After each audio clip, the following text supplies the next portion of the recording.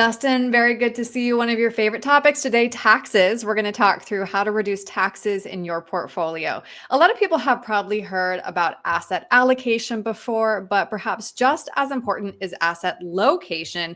Where you keep your assets in a tax advantaged account or a traditional brokerage can significantly lower the tax bite in your portfolio. So let's start high level. Please talk through the benefits of a traditional and a Roth IRA and how each has its own unique tax advantage. Sure. So first of all IRAs, whether we're talking about traditional IRAs or Roth IRAs, as opposed to taxable accounts like your regular brokerage account, one of the advantages with IRAs is as long as you're not making withdrawals from that account in a given year, you're not going to pay any taxes on capital gains. You're not going to pay any taxes on dividends. You're not going to pay any taxes on interest or coupon payments until you make withdrawals. Traditional IRAs, those are tax deferred accounts. I think a better word, Aaron, is tax postponed accounts. That's true. Yeah. Because what you're essentially doing is you're postponing the payment of the taxes and you're postponing the calculation of the tax rate.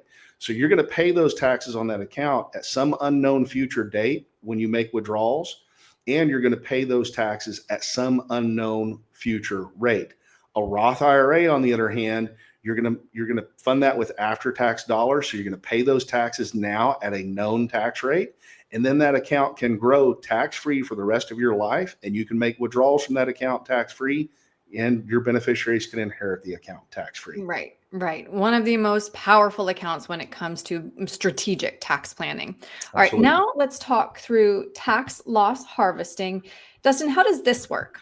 Simply put, what we're doing is we sell some investments at a gain and we sell some investments at a loss to reduce our tax liability on those gains.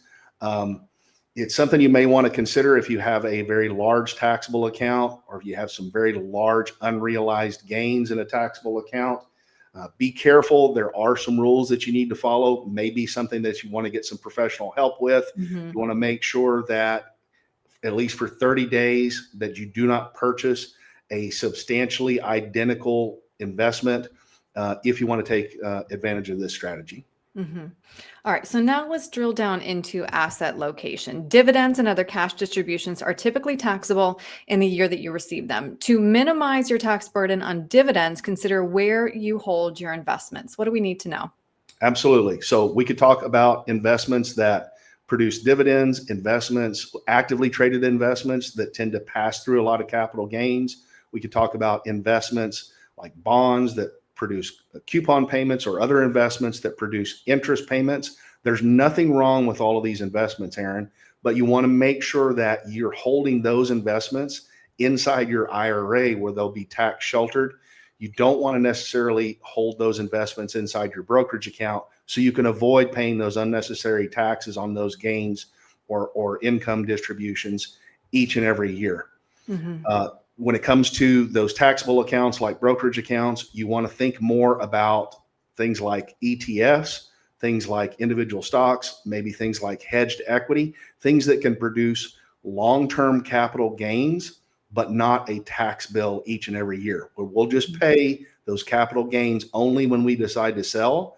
And by the way, those capital gains rates are much more favorable than, say, income tax rates on a taxable CD, for example. And then last, with very, very strategic planning and proactive planning, there is a potential for a 0% tax rate. Yeah. So you want to avoid unnecessary taxes. If we can avoid those unnecessary taxes, what it does, it effectively increases our investment returns every year. It makes our plan more sustainable.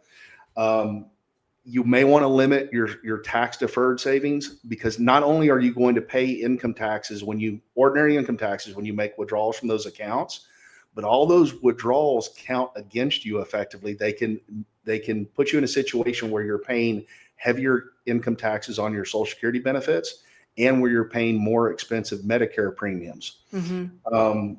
So in some cases, you can structure your investments in your retirement plan and get yourself into a situation where you're paying zero income taxes, including zero income taxes on your Social Security benefits and very low Medicare premiums. But doing that requires some proactive, some very deliberate and very Right. detailed planning.